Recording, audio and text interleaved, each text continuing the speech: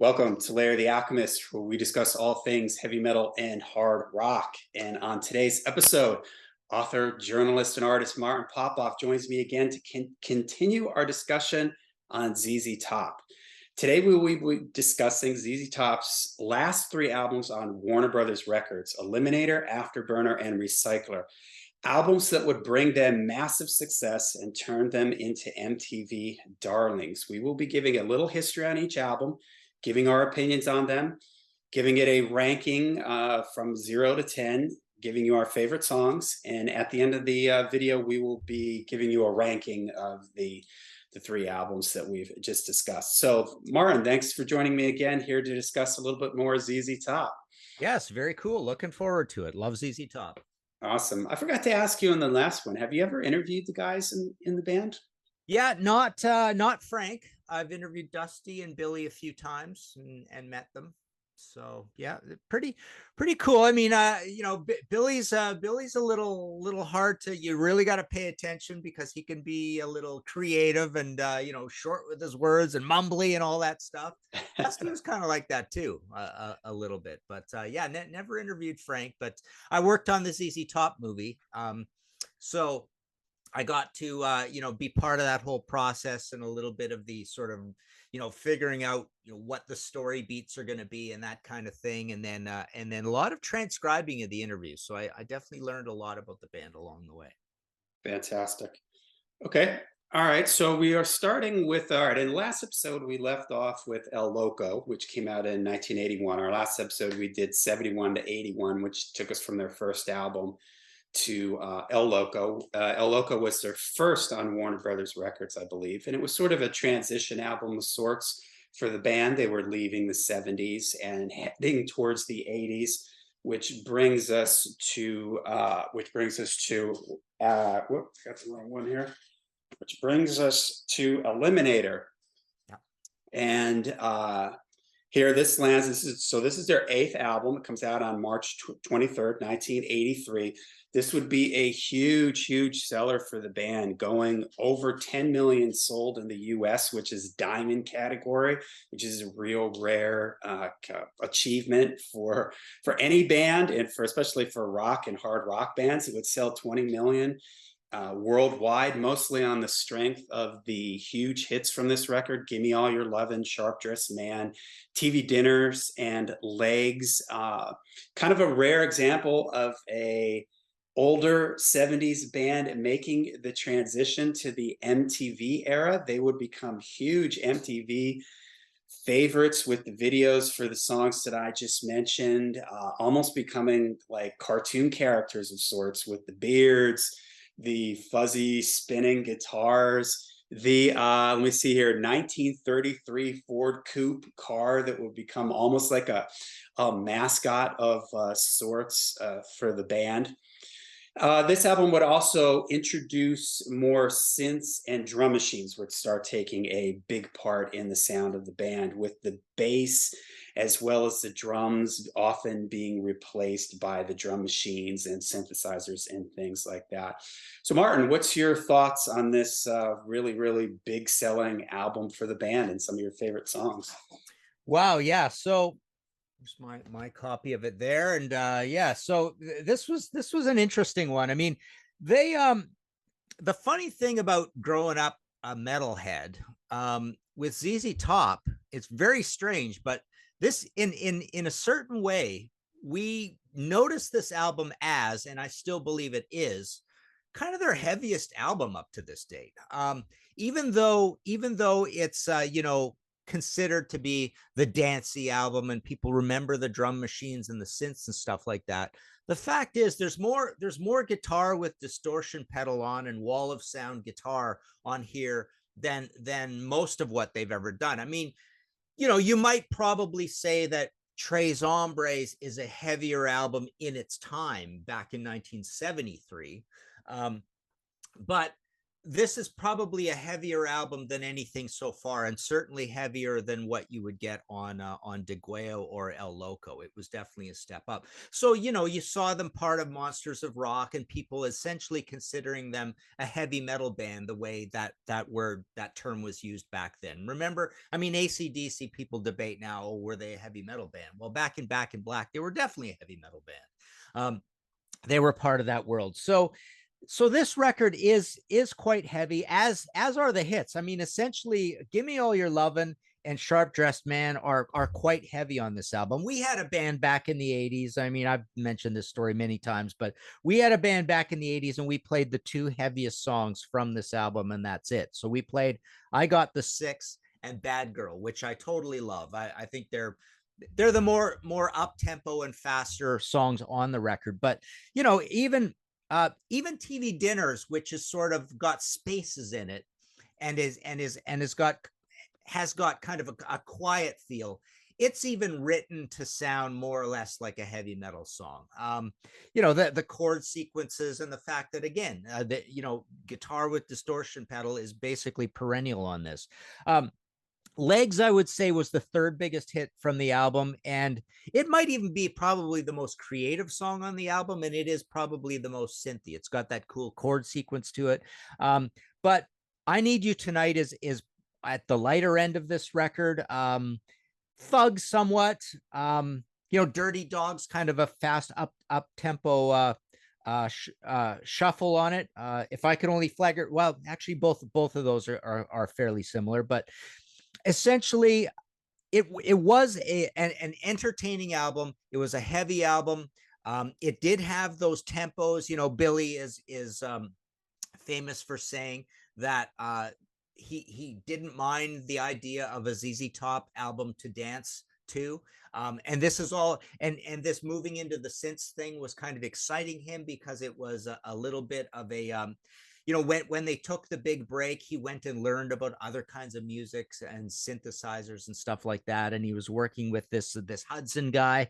You know, at the compound, and working out these rhythms and stuff. And then they had to, you know, kind of figure out how to get Frank back into it. And it's a big, long, complicated story about what is real and what isn't real on this thing. But yeah, totally entertaining record. And even so, again, to reiterate, the two biggest hits on this album were hard rocking enough that basically the metalheads were still on board with this record. There was no big like revolt against ZZ Top by anybody who came up with the band earlier on, because there was definitely a brightness and a harshness and a hard rock edge to everything that was going on here. You know, much more than El Loco, which got quite a few complaints. So yeah, and just to add to the visual thing, I mean, definitely the Ford Coupe there, but you know, you also had the keychain and the ZZ Top logo and the moves. You know, they would do that. You know, and he would just explain. I remember, you know, part of the interview process for the movie, there was the explanation that we were just bored and trying stuff out when we were standing around doing nothing in the desert and stuff like that, right? So they would just come up with these things, and they would work, and they would be kept in the videos. So yeah, the iconic videos was a huge part of it, and then seeing this record sell so much. I mean, this is a huge step up for ZZ Top, because everything else is kind of platinum-y, double platinum. They're a operating, working band. They're doing well. They're you know, the Warner deal is essentially working out for them. They had a couple of hits on the previous album, so they were fine. But this was a massive step up for them. So yeah, I quite like the album a lot. Again, my favorite couple of songs are definitely I Got the Six and Bad Girl. So they're the two songs at the end of side one and side two. And overall, I'll give this album I would say a 7 out of 10. Okay. Yeah, it's interesting. I was curious of your thoughts on this, because I know you discovered ZZ Top in the 70s. So I was curious how it was going to feel for you and your friends and stuff, you know, hearing them first in the 70s and then this transition. I'm the reverse. The first time I heard them was here with this record, and then I went back and listened to the stuff from the 70s. And I see what you mean about the heavier sound. I never really thought of it this way, but I think Billy's guitar sound becomes his tone changes a little bit. It becomes a little bit maybe more processed, more like 80s sounding. And you mentioned a name, and I forgot to mention this here. I have it in my notes. Lyndon Hudson, who was somebody that the band who Billy collaborated with and was responsible for some or a lot of the synthesizer and drum machine parts, and it would even later on lead apparently to writing credit disputes where he claimed that he had actually written some of these songs. And like you said, it's confusing of what's here and what's really synthesizers and what's real instruments and stuff like that. But when I went back to listen to this record too, to also add on to your thing about the heaviness of this record, and Billy mentions this, that with the synthesizer bass stuff, they were able to add a much kind of like a sub bass sound, this like octave lower than the regular bass guitar. And when I was listening to the record, that really jumped out at me, and it struck me as how much like hefty, strong bottom end there is to this, like what you might hear some kids in their cars these days with the rumbling bass. There's a lot of really nice, heavy, thick low end on this album. And I'm guessing it's, that combination of the synthesizer and everything. So you're right, it does sort of add to a little bit of a darker tone to the whole thing. Like you mentioned TV dinners, like that has kind of a little bit of a spooky feel to it, the way it sort of moves around a little bit. So yeah, there is kind of that feel to this record. Although when I went back then and started discovering the 70s era of the band, I could never quite get over the sometimes robotic feel of some of these songs. And Billy would talk about how he sat down and figured out that a lot of the dance hits at the time were at 124 beats to 126 beats per minute. Like he analyzed it like a mathematician or something. And I can't help but, when I listen to these next three records, especially these first two from this era, that some of that robotic feel just takes away from one of the key ingredients that I really love in ZZ Top, which is that dynamic rhythmic push and pull between the band. Some of that gets lost in these albums. But all that said, it is still a great record. And even though I am tired of hearing Sharp Dressed Man and Gimme All Your Lovin', and like you, they were songs that I played in all my early cover bands. You had to play these songs. They're still cool songs, and they're still fun. And if I'm at a hockey game and it comes over these speakers and everything, it's fun, and I enjoy it. So I've got those two on my list for songs that I like on here. I don't like Legs. I never liked Legs. I don't like that sequencer thing. Whenever they use that, I don't like that. To me, that just it's too much. I really like Got Me Under Pressure. I think that's a cool hard rocker. I know they sometimes open their shows with that. I Need You Tonight. This is kind of that moody, sparse, late night, reverby type of sound. I dig that. Bad Girl, like you, I really like that one too.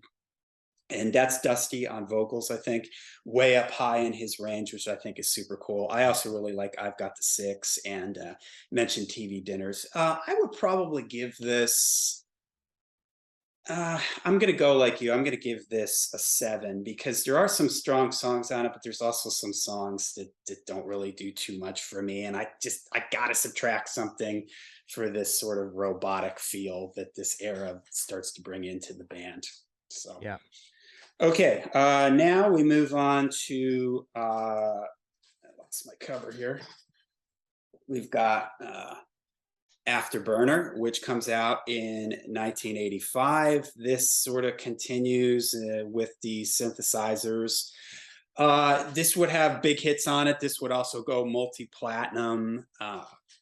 Kind of a continuation, Partner following up on it. Didn't go quite as big as as Eliminator, but you know, this is sort of the what I call the AC/DC Back in Black syndrome. When you have a diamond selling record, you know, how do you follow Back in Black? Well, how do you follow an album like Eliminator that sells 20 million worldwide? No matter what comes out after it, it's going to seem like a slight step back or a little bit of a disappointment. But this was still a huge success for the band. They were still all over MTV. They were still all over the radio.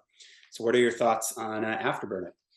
Yeah, 5 times platinum is still an amazing achievement. It's a huge record, right? And an even better album cover, and even better layout to the songs. I always liked that. I always thought that looked really cool, really classy.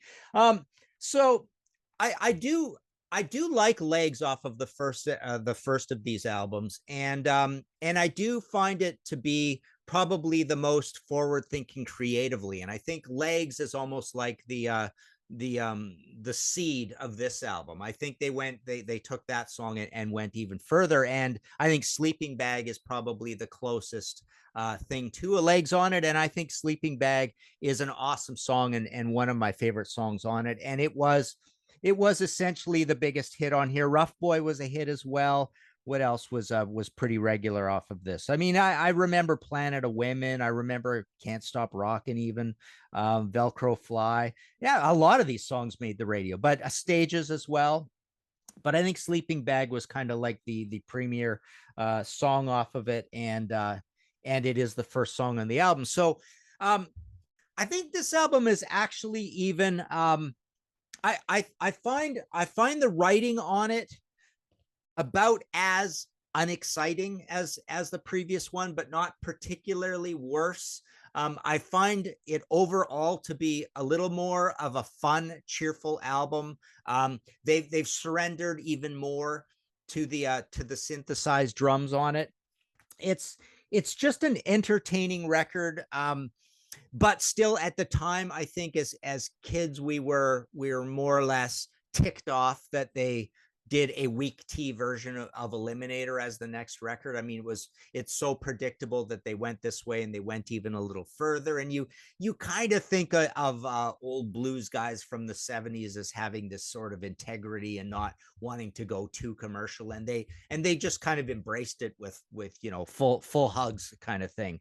And they went right down the path. But I do think it's a pretty like I say, it's an entertaining album. It's almost like a guilty pleasure album, because you play it and you kind of get into it. They win you over, sort of thing. My favorites would be Can't Stop Rockin', I think, sung by Dusty. And like I say, Sleeping Bag and Delirious, sung by Dusty. I think that's probably my favorite on it. I mean, Dusty really, I've said this before, but Dusty really prided himself on his singing and wished he would have done more singing. And usually the songs that he sings are kind of a highlight. I want to go back to Bad Girl. I should have checked this really, really closely, but I kind of went through them quickly. I Got the Six is definitely sung by Dusty, but Bad Girl, that might be Billy singing. I think it's Billy singing super high in his range. Too. It doesn't mention on the and Billy does have. He usually stays in sort of that mid range of his voice, but every now and then he does sort of. Yeah, it's really high. Range that he doesn't use very often. Yeah, the last I checked yesterday, I just kind of did a quick listen to it again and go, because I was trying to figure out what songs were sung by Dusty, but I was doing it very quickly, and I played that, and I think that's just Billy way up in his range on that one. I'm sure we're gonna get some comments about this, because it's probably obvious if you just play the whole thing, right? The answer is probably pretty obvious, but yeah, I Got the Six is definitely Dusty singing that one, and I love his voice. But yeah, Planet of Women, there's just I think that thing you said, I mean, you made a really good point, like the mechanized drum sound on Eliminator, it's so boring and mechanized. I mean, it literally sounds like just like an AC/DC beat with a slight bit of processing on it. So they actually made that more exciting on this album. It's more obviously synthesized drums, but it's also more complex. And I think that helps make this album kind of a little more interesting. But also, like I said, kind of more it doesn't have those standout songs. Like I really, really love I Got the Six and Bad Girl off of the previous album. And TV Dinners is really cool too. Remember, they did the video for that one as well. So you know, it's weird. It seems kind of wrong, but I want to give this a 5 out of 10. But you know, listening to myself talk about it, I feel like it's more like a 6 out of 10. And yeah, it's hard rating Eliminator 7 out of 10 as well. You know, nobody doesn't like that record, but nobody raves about it in the catalog. And even like deep ZZ Top purists or metalheads or whatever, you don't hear them going crazy about saying Eliminator's a 9 out of 10 or whatever. And then also other people sort of always factor in the fact that it was such a huge album. That raises their mark. So it's weird coming up with a number rating out of these two. But yeah, so far I'm 7 out of 10 and 5 out of 10. So there you go. Afterburner. 5. All right. Yeah, for me, this, like you mentioned, feels like, wow, we had a huge hit. Now let's try to do more like that. And I can, even if I may not care for the mechanized drum sounds on Eliminator, I can respect the fact that they were trying to do something different and that they were, you know, they weren't at that point, they weren't really playing to a formula. They were just doing it because they wanted to do it. They were trying to do something different. This and the album we're going to talk about next, it feels to me like them trying to replicate a formula. Who can blame them when you have an album that goes diamond? You know, it's only like, I guess, an instinct to say, hey, that was a huge seller. Let's do more of that. But it just comes up flat for me. Like you just said, just a lot of the songs just don't jump out at me as I was.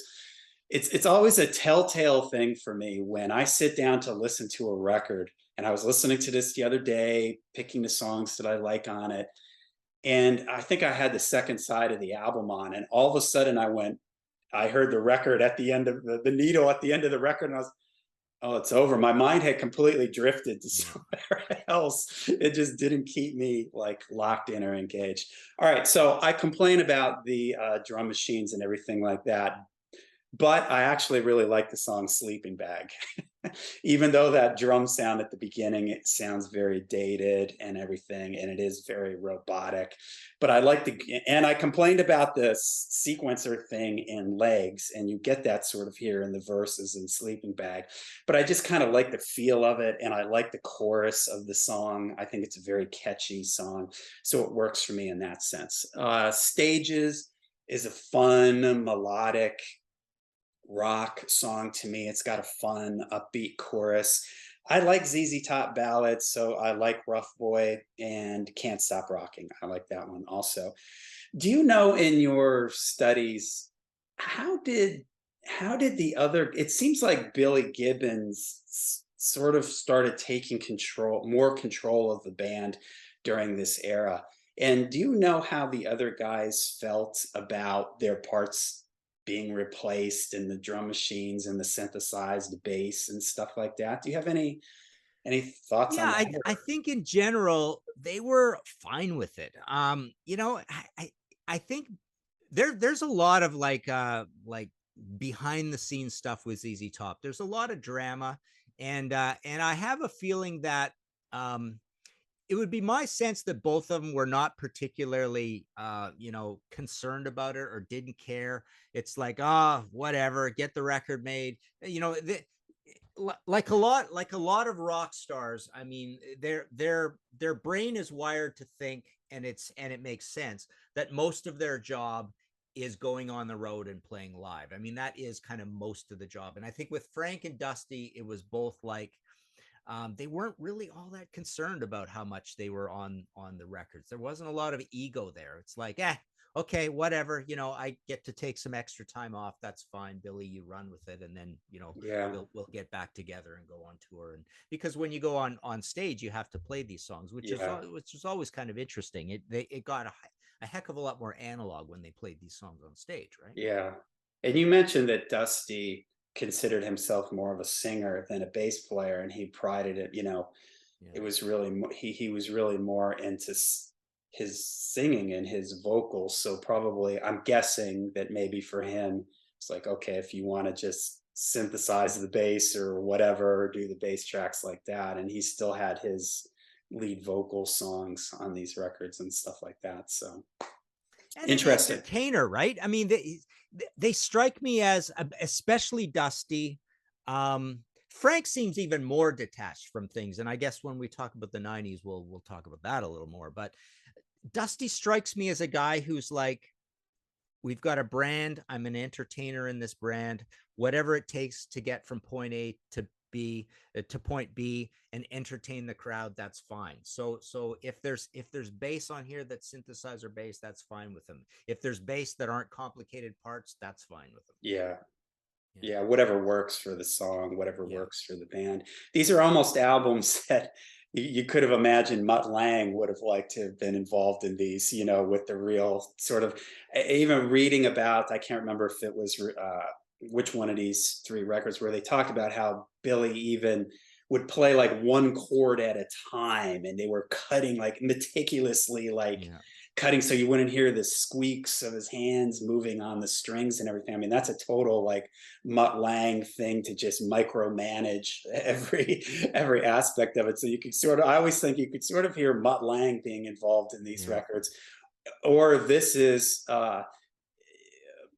if only, and I always think of this too with Mutt Lange and those early Def Leppard records, if only Pro Tools and computers, it was like they were trying to do what computers can do now for music, with this sort of surgical precision of cutting things and everything. They weren't, that technology didn't exist back then, so it was a very laborious process for them to sort of get that kind of sound. But Yeah.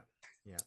okay, so we move on to the last one here, last studio album on Warner Brothers, Recycler. I do not have this one on vinyl. This is 1990. This one came out.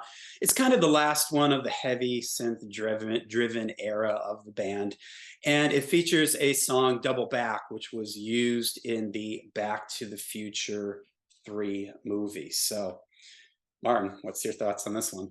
Well, just a little cleanup first. So I just want to just mention a couple other quick things about Afterburner, and maybe a little more comparison with Eliminator. Rough Boy, I remember when I first heard that, and still it stuck with me to this day. It has a melody that Frank Zappa uses a few times, right?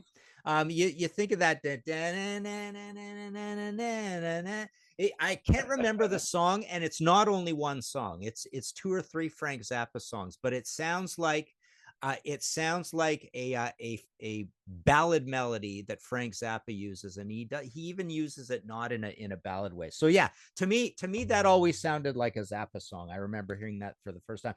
And Dipping Low in the Lap of Luxury is one on that record that really feels like a complete retread of Sharp Dressed Man and Gimme All Your Lovin'. And Yeah. there's a couple on that. And I remember thinking that when I heard the album, that, not only is it, the overriding idea of let's be this synthesized, mechanized ZZ Top, but there's some really close rewrites of those early songs. And the last thing I want to say about that comparison is, Eliminator was something very different for ZZ Top, but it wasn't particularly exciting or creative or really new. When you think of Sharp Dressed Man or Gimme All Your Lovin', or even Got Me Under Pressure, they basically sound like analog songs. I mean, there's not much to them that is really, crazy and modern sounding to them. They just sound like the band brashed up the guitar and locked it into that disco beat. We haven't even used the word disco yet, but that's kind of the term, right? That this is almost like disco heavy metal, and people would even say that at the time about ZZ. So all right, so moving on. Recycler, another great album cover. And I remember looking at this. It's almost hard to tell which of these two guys is Dusty and which is Billy. They've become such cartoon characters that they look so similar to each other. Yeah. you know, it's great. It's been a great image for them, and the videos, and having that, you know, continuity of the imagery throughout the videos. So this is one where you know, it got even more sort of irritating, because Billy would always say, like, part of the narrative is that you know, Billy would say, oh, this is us getting back to our roots, and it's kind of a mix of the last two albums and what we did in the 70s. And at that point you're going, well, Billy, you're out of touch, or you're feeding us a line, because it's not really that different in any way, right? I mean, he basically says that because it's got kind of like a blues song on it. You know, we've got uh what's the biggest bluesy thing on here? Well, Love Thing is even kind of bluesy on this record. 2000 Blues, and again, Double Back, which you mentioned, is it really feels to me like that whole dipping low in the lap of luxury, where you just get this wall of sound, mid-paced, unexciting. That's the other thing about a lot of these songs on these three albums. You don't really get very distinctive riffs. You get kind of like a smeary chord pattern, and then you get Billy kind of like putting licks in around it, sort of thing. So the songs just are kind of maintained by the chord pattern more than you getting actually And really the rhythm, the riffs out of them. Yeah. Concrete and Steel definitely is another one of those that just seems like a straight rewrite of all those earlier songs. It's like they're still trying to say to go, well, our biggest hits were these mid pretty heavy songs off of Eliminator, so let's even try write a few of those, let alone, you know, the recording production values kind of thing. So yeah, Penthouse Eyes was pretty cool, with kind of a cool beat. Tell It was same sort of thing, that cool slinky sort of TV dinners kind of beat to it. Let's see. No Dusty vocals on this record. And my quick go through of it, I don't think there's a Dusty vocal on it. Which is pretty crazy. And that I don't like. I mean, I love Billy's voice, and Billy's starting to spread out that dynamic range of his voice too, as well. He's got the really low down thing going, and so he does a great job, put it that way, on vocals. So now we're down from diamond to 5 times platinum to just platinum, so it's quite a drop. And yeah, people are, it's almost like everybody en masse is starting to get fed up with this overtly commercial feel of the band, and having all the album covers look the same. And you know, when all the album covers look like this with the same sort of color scheme and stuff, I'm sure people were starting to almost get confused. Yeah, it is. I'm glad you mentioned that. These covers are, I even did it at the beginning of the video. I held up the wrong one because they all have the same colors and, you know, contrasts in them. So yeah, it's hard to tell these. And you're just stepping in it when you go Eliminator and then Afterburner. So one word with an ER in the end, with the word after in it, which is kind of a letdown word. Afterburner, we're burning ourselves out. We're burning out this idea. It's an exciting word, but also it's got a couple of built-in, you know, undermining of what you're doing. And then you go to Recycler, which is like really stepping in it, right? It's like, we dare you to you know, call us you know, a band that's recycling our previous album and the one before it, right? And one word again with the ER. It's like the whole Judas Priest thing with Jugulator and Ripper and all that, right? You know, it's whenever you do something like this, it's like when Metallica did Load and then Reload. It's like you're just implying that it's more of the same, or in this case, Recycler. And you guys talked about this on the Contrarians. I believe you were on that episode for this record. It just sounds like you're just screaming, hey, this is leftovers. This is more of the same. This is, you know, whatever. Yeah. And there are some you know, big process drums on here that are really unimaginative. They're just the big wet, you know, huge snare and the bass. It just sounds it just sounds like, you know, songs that Billy claims are going back to the roots. It's like, no, they aren't, because it's that whole Notorious remix of the early stuff in the 6-pack CD thing that everybody talks about. So yeah, so there's some really not you know, at this point it's not sounding very creative or exciting, definitely. Yeah.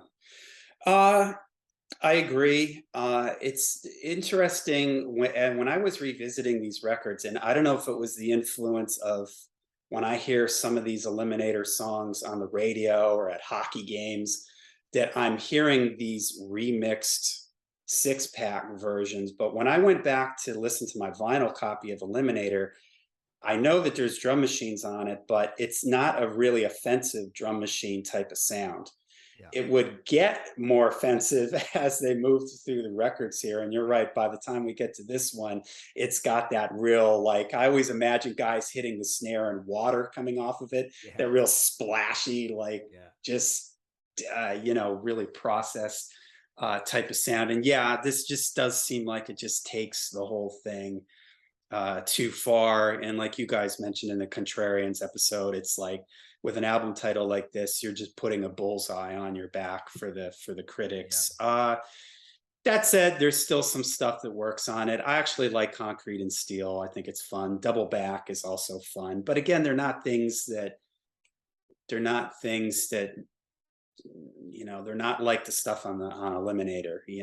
They're not of that high quality of songwriting. I do like Love Thing. I think it's got a cool, laid back, funky groove, and I like 2000 Blues because it has sort of this late night, smoky blues club feel to it, and I like when Billy plays slow blues and stuff. But yeah, in general, this era of the band leaves me cold. And you're right, it's them sort of repeating themselves after the success of Eliminator. It just feels like they were just trying to keep coming back to that, and they almost start becoming like Twisted Sister, where the image starts hurting them a little bit too. It's cool and it's fun at the beginning, but then it becomes a little bit of a caricature and forced by the time they get to this, much like the Back to the Future 3 movie. The first one is natural, organic, fun. Everybody loves it. The second one, okay, because we love the first one so much. But then by the time you get to a part 3, you're really sort of treading water here and just doing more of the same. And it starts to just burn itself out and lose its charm. And I think that by this, I don't even have it on vinyl because by this time I checked out on them. I was just like, all right, this is just it's becoming too cartoonish, much like Twisted Sister. It became too cartoonish and too MTV and stuff like that. So Yeah. One other one I forgot to mention, My Head's in Mississippi on this album is so offensive because it's basically like a rewrite of LaGrange. yeah, And it's just recorded so tastelessly in 80s and dated. It just sounds like a phoned in version. Even the lyrics, I thought I saw a Texas cowgirl floating across. It's almost like he's just like, what's a cool Texas image that I can make up right on the right. spot. It just sounds so like absolutely just pulled out of his butt sort of thing. Like, and even the music, right? The music is just, Yeah, it just yeah. sounds like a jam, right? Which was great when you did it once with LaGrange, but then after a while, and there's, I can't remember the others. There's one or two other songs throughout the catalog of the LaGrange family, right?